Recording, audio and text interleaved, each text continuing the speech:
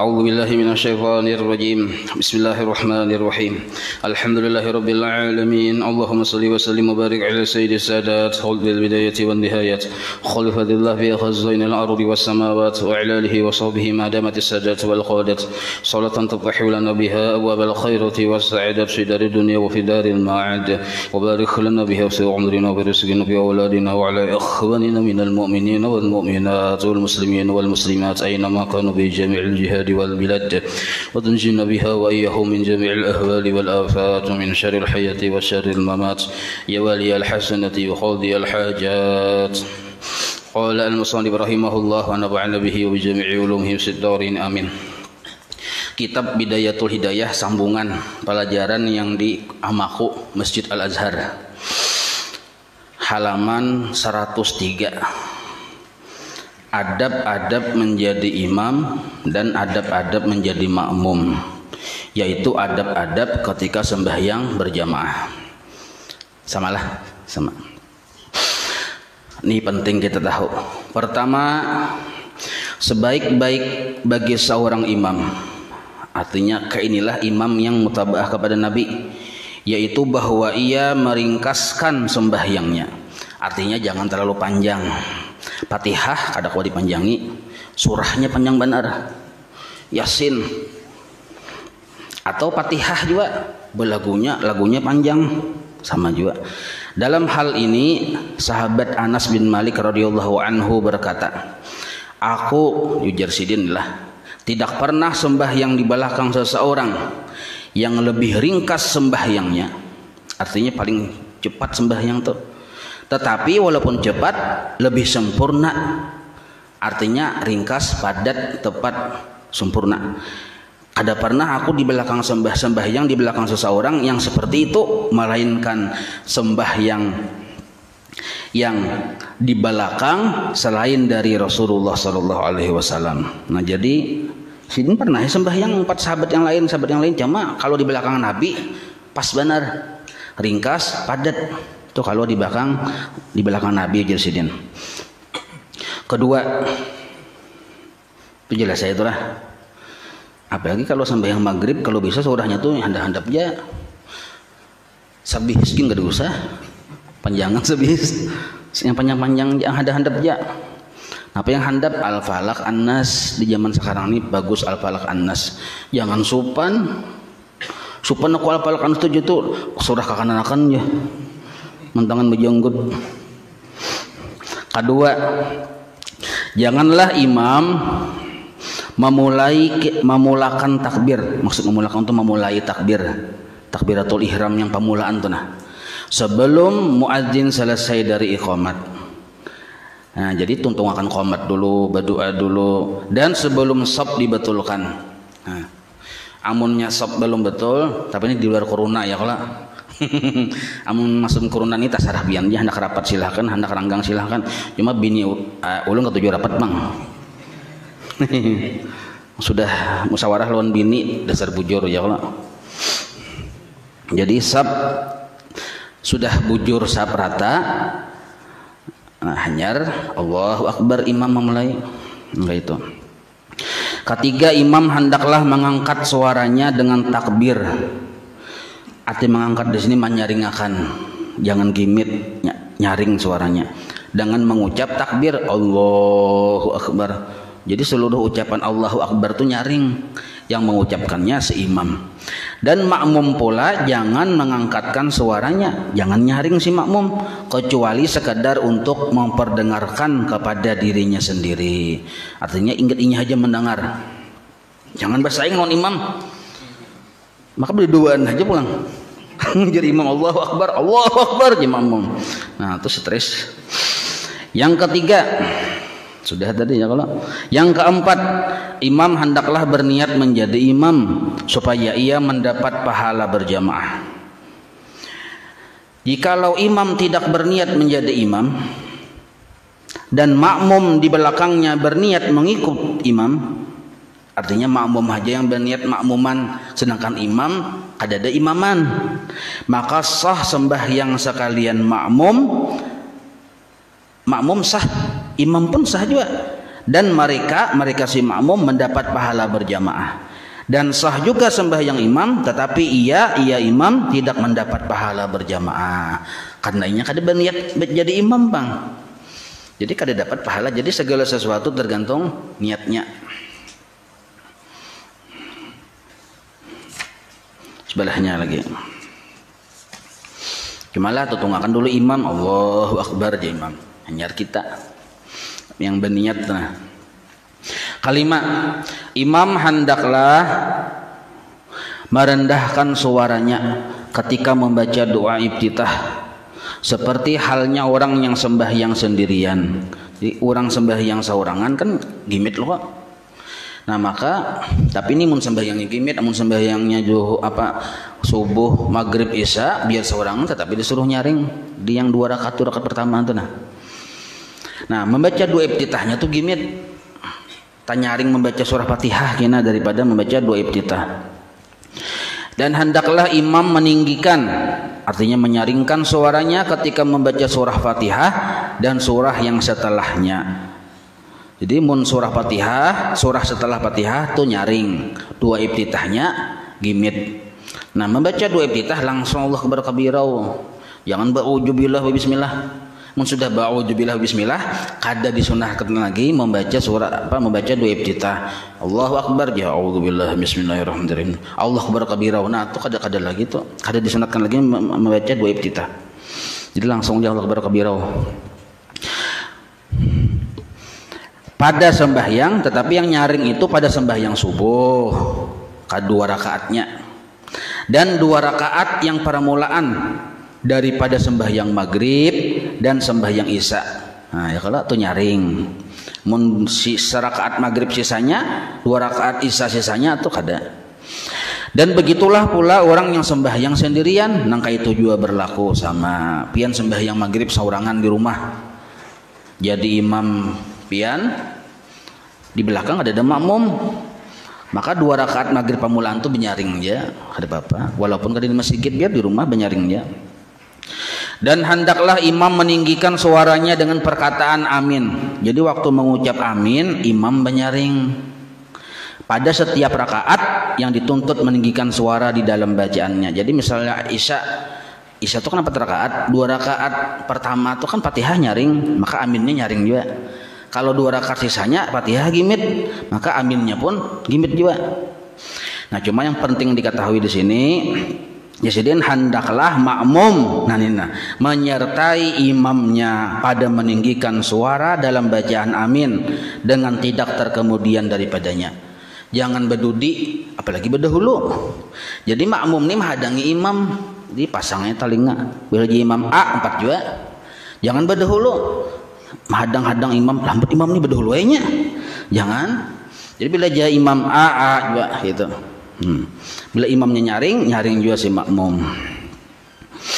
Jadi cakap ibarat yang orang lagu tuh yang jirigennya, kenapa jirigen kah? Jirigen juga lah. Nanti melihat minto bila jinya. Nah itu. Keenam. Hujan.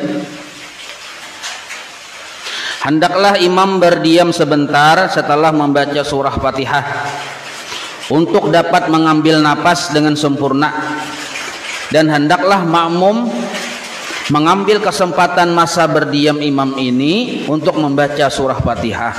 Nah ini penting juga. Jadi jar imam waladhdallin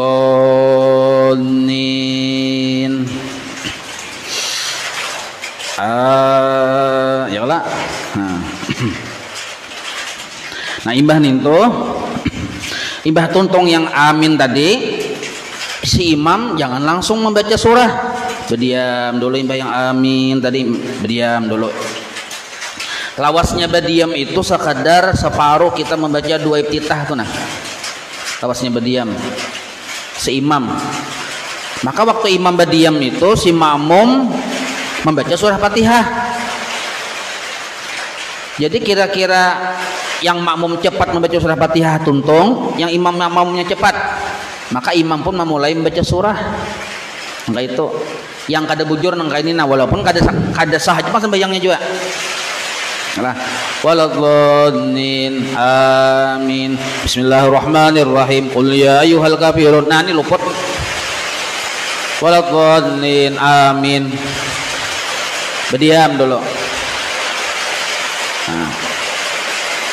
Hanyar bismillahirrahmanirrahim. Nah, itu. Adab berjamaah yang ke-6. Halaman 104. Pas panangahan.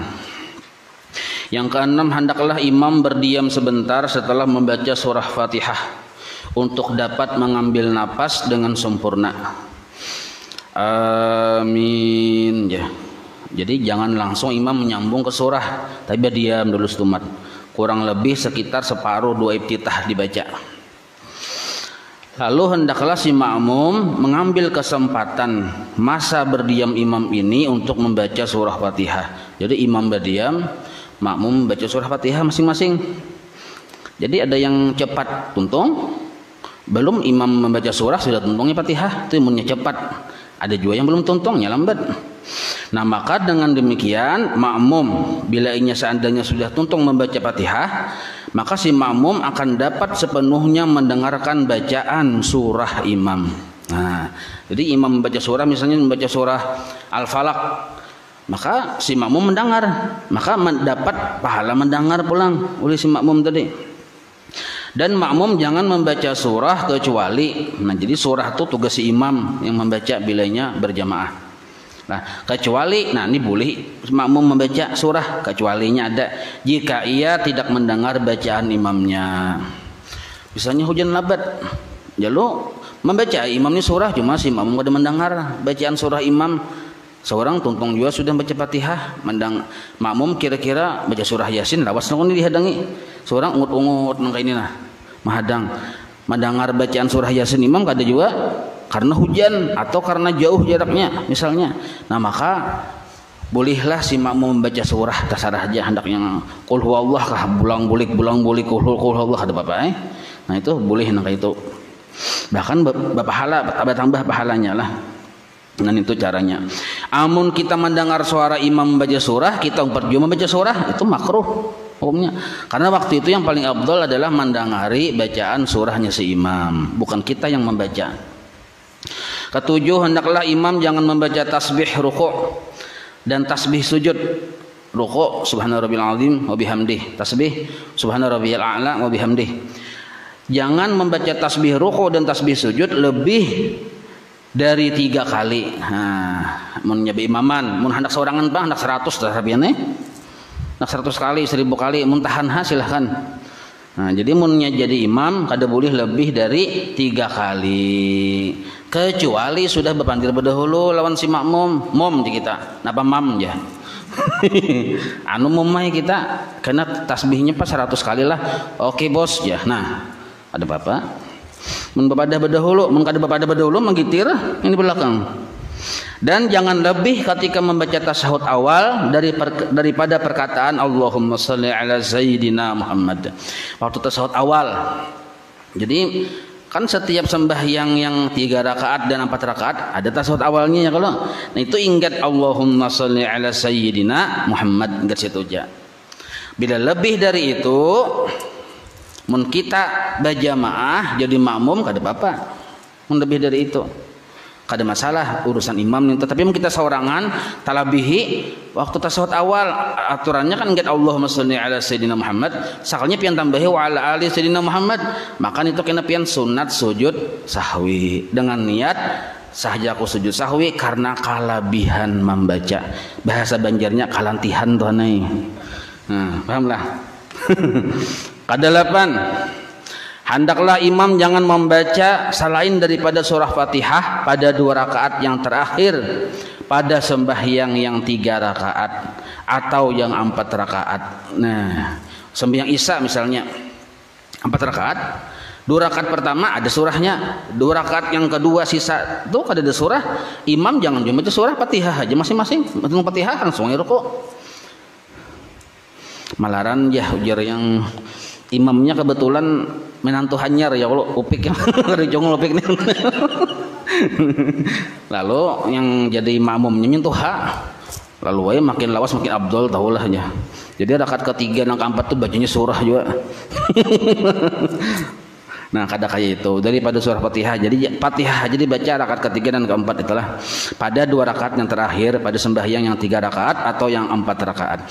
Dan janganlah ia suka memanjangkan bacaan seperti memanjangkan bacaan doa di dalam tasahud akhir. Nah, tasahud akhir itu kan banyak doa di situ. Jadi kadusah juga yang sampai yang tuntung sudah dajjal mencari Fir'aun pulang, ada usah enggak dajjal gitu sudah tuh benar sudah tuh, atau yang enggak majid pun je majid. Yang ke situ aja. Nah, jadi jangan terlalu panjang bacaan seperti memanjangkan bacaan doa di dalam tasahud akhir itu setelah ia membaca tasahud yang wajib. Nah, yang wajib dan salawat ke atas Rasulullah Sallallahu Alaihi Wasallam. Nah, jadi ini termasuk pendalilan lah. Jadi ada juga orang ulama-ulama itu ingat wa ala ali sayyidina Muhammad langsung salam karena mengamalkan keringkasan itu. Karena siapa tahu makmum ini manahani mulai rakaat yang ketiga maghrib tadi manahani kantut sudah. Ini mun terlalu tahan amunnya bungkas lawan kata tahiynya tak keluar aja misal. Ya kalau jadi tahan sekalinya lawas benar imam. Jangan salahkan aku aja makmum mun sapat yang tumbur di sini. Nah, ya kalau jadi ingat wa ala ali sayyidina Muhammad. Kita lihat ya dulu. Amun kita ini mun membacanya tasawuf akhirnya galai, lambat bener kita imam nih galai nyambat. Wa ala ali sayyidina Muhammad aja. Kayak orang bahabsian ha. Nah, orang sudah suntung dajjal dan makmum nih tuntung dajjal sudah tuntung. Kalau seorang kalau sama ngarasi sampai kada dajjal ngetugin sudah salam aja. Karena seorang lambat, kecuali seorang cepat kan kayak yang kilat menyambar, seorang sudah dajjal makmum hanya asyhadu alla ilaha illallah itu seorang sudah dajjal. Nah itu kada apa-apa, hendak diberi waktu lagi sedikit tambahin apa keduanya. Jadi melihat situasi lah enggak itu. Kesembilan, hendaklah imam berniat ketika memberi salam itu akan mengucapkan salam kepada ahli jamaah yang di belakang. Jadi waktu imam mengucap assalamualaikum warahmatullah itu niatnya menunjukkan kepada makmum yang di belakang. Dan ahli jamaah pula, sedangkan jamaah di belakang pun pula berniat dengan salam mereka itu menjawab akan salamnya si imam.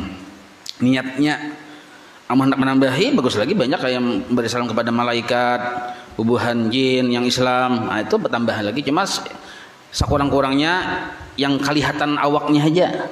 Malaikat seorang ada melihat ya Allah. Jin mungkin ada melihat. Nah, jadi yang kelihatan siapa? Makmum. Jadi kita berniat memberi salam kepada makmum. Si makmum pun berniat menjawab salam si imam tadi. Waktu yang mengucap salam itu nah. Ke-10 hendaklah imam duduk sebentar setelah selesai daripada salamnya. Nah, maksudnya berwirid. Jadi imam hendaknya setelah selesai dari salamnya itu duduk sebentar berwirid. Dan hendaklah dia menghadap kepada para makmum dengan mukanya. Nah, jadi kayak tadi salah satunya.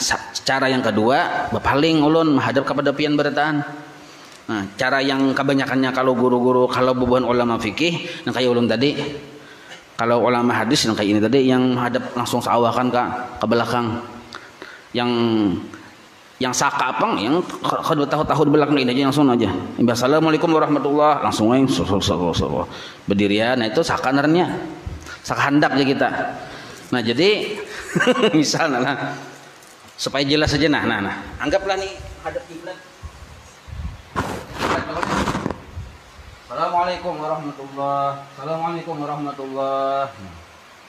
Anggaplah sembahyangnya sudah bacaan la ilaha illallah sudah 10 kali. Allahumma ajirni minan nar sudah.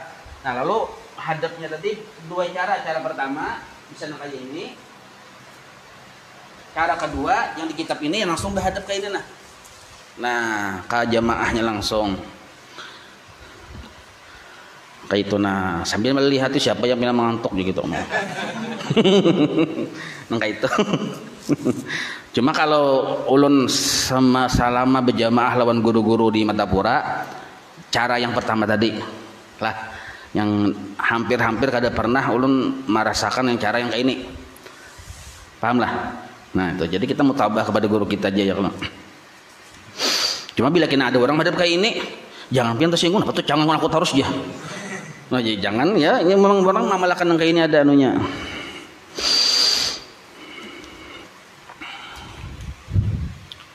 Ke-10 sudah tadi ya kalau maka jasidin dan jangan menoleh ke kiri atau ke kanan, artinya khusuk awak badannya aja yang menghadap ke arah kanan atau ke muka, jangan mudah kayak itu melihat, jangan. Nah dan jika ada jamaah perempuan di kalangan makmum itu, nah misalnya di antara makmumnya ada bibinian, maka hendaklah mereka itu bangkit lebih awal supaya jangan taimbai bangkitnya. Jadi kira-kira misalnya ini parak lagi lelakian hendak bubar, bebinian bedahulu bubar. Nah bedahulu bubar jadi kita kamanakah bersisih, jangan meraungi beraung kayak itu, jangan. Nah itu maksudnya. Dan janganlah ada di kalangan makmum laki-laki itu, nah ini penting garis bawahilah, di kalangan makmum laki-laki, yaitu orang yang bangkit meninggalkan tempat duduknya sebelum imam bangkit dari tempat duduknya. Nah ini Imam Ghazali madah ini. Jadi janganlah kita sebagai laki-laki mbah salam, imam belum tuntung bangkit masih berwirid kita bangkit. Asing-asingnya ada yang kemana-mana duduk ya, kalau ada juga yang langsung keluar masjid, langsung bahugah dari masjid. Nah itu jangan ini. Itu. Nah kecuali aja padatkah nama bersisi sedikit ke depan itu sebelum imam bangkit dari tempat duduknya, dan hendaklah imam bangkit dari tempat duduknya.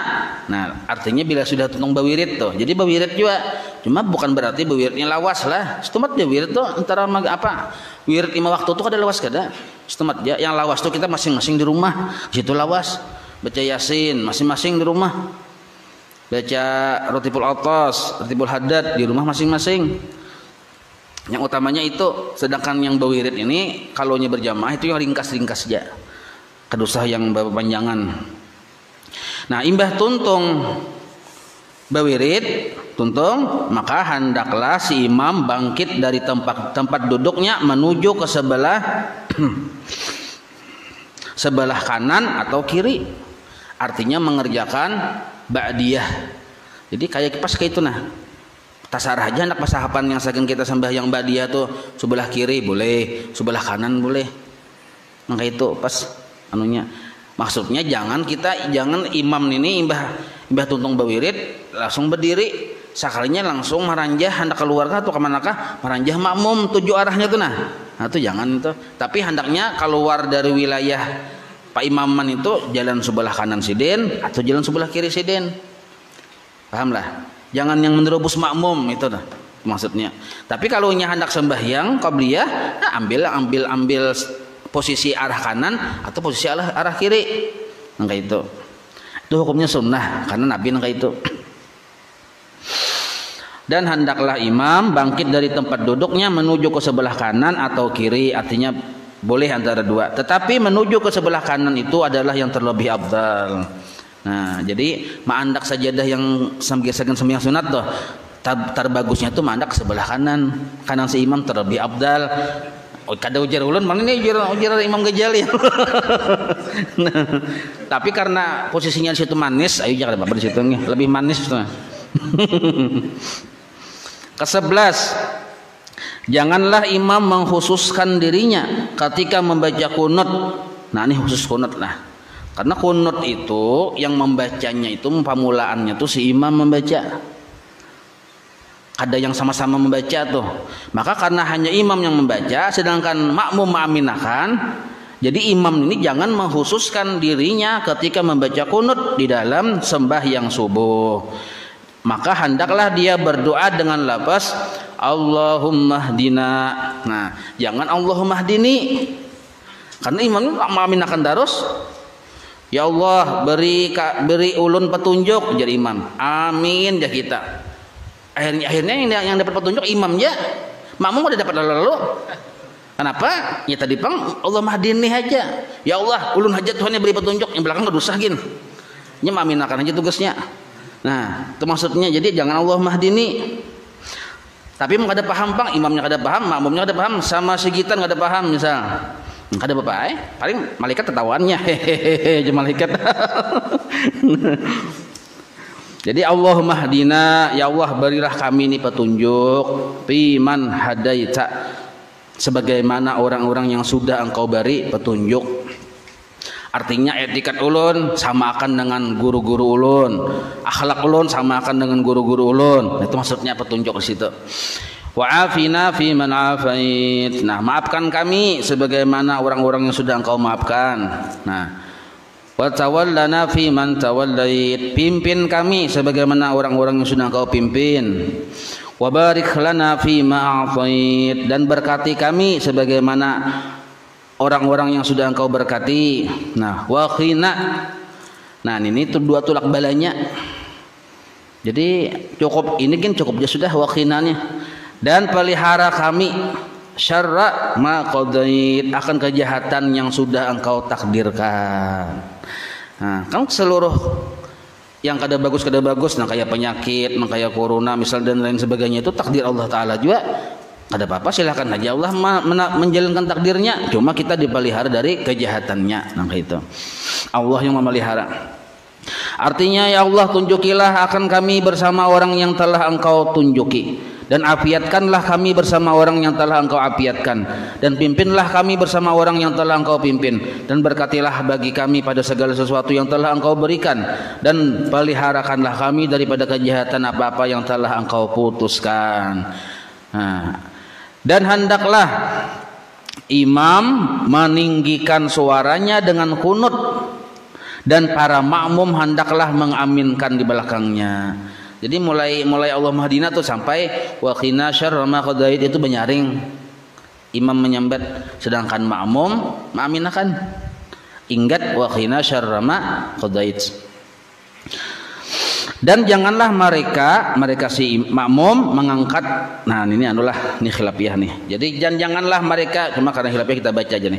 Dan janganlah mereka mengangkat, mereka itu maksudnya imam dengan makmum, mengangkatkan tangan ketika berkunut, karena perkara itu tidak sabit daripada perbuatan Rasulullah Sallallahu Alaihi Wasallam. Nah ini menurut pendapat Imam Ghazali. Lalu ada nomor 9 di bawah tuh nah. Ya lah, coba kita baca nomor 9. Nah, ini pendapat Imam Ghazali dalam masalah ini adalah dhaif. Nah, dan pendapat yang kuat ialah sunnah mengangkat tangan ketika membaca qunut. Lihat kitab Marakil Ubudiyah. Kitab Marakil Ubudiyah itu dikarang oleh Imam Nawawi Al-Bantani. Nah, jadi di situ para ulama, terutama ulama-ulama Syafi'iyah lebih mengutamakan mengangkat tangan. Nah jadi kedua-duanya boleh aja. Cuma bila kita melihat orang kada mengangkat tangan, ada apa-apa, berarti mereka tuh mengumpat Imam Ghazali pintangan sini. Nah jadi kadang-kala para ulama-ulama sesama Ahlussunnah wal Jamaah kadang-kadang ada berbeda pendapat pada sebahagian permasalahan. Salah satunya di kunut ini, sama-sama membaca kunut, cuma ada yang memadahkan mengangkat tangan, ada yang memadahkan kada usah mengangkat tangan. Nah cuma walaupun ini dhaif, kan hadisnya itu dhaif nih jadi mengujali. Nah, cuma karena ini fadilat amal, maka boleh aja digawi. Maka para ulama banyak menggawi mangkat tangan kayak ini. Nah, itu. Jelas saya lah. Kemudian para makmum hendaklah meneruskan bacaan sendiri-sendiri masing-masing. Lapas kunut sisanya yaitu mulai perkataan fa innaka taqdi wala yuqda alaik itu masing-masing hingga ke akhir lapas kunut. Nah, itu ada nomor 10 baca di bawah. Nah, dan pendapat yang lebih kuat mengatakan bahwa imam kembali meninggikan suaranya ketika mengucapkan salawat di akhir kunut dan makmum mengaminkan. Lihat kitab I'anatul Thalibin itu. Jadi inilah, jadi masing-masing imbas sudah wa qina syarra ma qadait itu nyaring lo kata. makmum mengaminkan, lalu imam itu masing-masing. Fa innaka taqdi wa la yuqda 'alaik wa innahu la yadhillu man walait wa la ya'izzu man 'adait tabarakta rabbana wa ta'alait falakal hamdu 'ala ma qadait. Itu masing-masing dia tuh gimit-gimit karena masing-masing lo gimit. Nastaghfiruka wa natubu ilaik. Nah, mulai sini ujar dalam kitab Inutul Talibin, imam menyaring pulang. Wa sallallahu ala sayyidina Muhammadin wa ala alihi wa sahbihi wasallam. Ingat situ. Kalau tambahannya Rabbighfir warhamhu anta khairur rahimin, itu dalam kitab apa namanya itu? Apa yang Allah sampai semalam itu apa? Parukunan Jamaluddin. Itu murid Dato Kalampayan, berarti kan anak tentu ilmunya dari Kuitan. Nah, itu jadi Rabbighfir warhamhu anta khairur rahimin, tambahannya itu. Jelas saja itulah. 12. Janganlah makmum berdiri sendirian di belakang saf, tetapi hendaklah ia masuk ke dalam saf. Jadi mun ada puang kosong, si makmum masuk lawan saf tadi supaya penuh di kita. Seandainya pang hibak baris paling terakhir tuh sudah penuh, baris yang paling terakhir kita datang terlambat dulu nih, yang baris paling terakhir penuh sudah, jadi kita ini bisa menyorangan. Nah, maka kita lihati dulu, bila sudah yang berataan itu sudah takbir berataan, sudah Allah Akbar takbiratul ihram, maka jasidin caranya hendaklah ia menarik satu orang makmum yang ada di hadapan untuk bersama dengannya di saf yang baru. Nah, itu paham sudah pernah dijelaskan adalah. Jadi barisan paling akhir itu sudah penuh, kita datang saurangan, kita lihati kawan kita kadada kita saurangan. Nah, maka caranya tadi supaya kita jangan menyaurangan, ada bakawan, kita pilih dulu orangnya yang mana kira-kira alim paham, kita tangkap tangannya, kita tarik ada gencang kada, karenanya pahamnya mengartinya mundur seorang, tak je kita ayo aku mundur aja nya batal sembahyang, itu berarti ada paham darahnya. 2 langkah aja mundurnya, 2 langkah kira-kira kawan sebatas lawan makmum yang belakang tadi, lalunya sabaris ada bakawan. Nah, itu caranya. Tapi lihat ya dulu, siapa tahu di belakang tahu ada masih bau dulu lagi seikung berdua, harus ditarik nih. Ya kalau dihati, ada kawan lagi masih tutung bodoh, cager masuk juga. Nah, hadangin itu aja kalau sudah tarik nih. Hadangin, jadi sama-sama dilihati mun pinanya orangnya pinang kada tahu paham kalau sudah tarik biar seorangan jangan Bapak. Penjagar yang jadi masalah kita menarik kena. tarik bungulnya ini jangan orang sembahyang aja. Nah, ya kalau jadi kada usah juga kita aplikasi ilmu tuh makan sesuai lawan yang paham gitu, kada paham kada usah.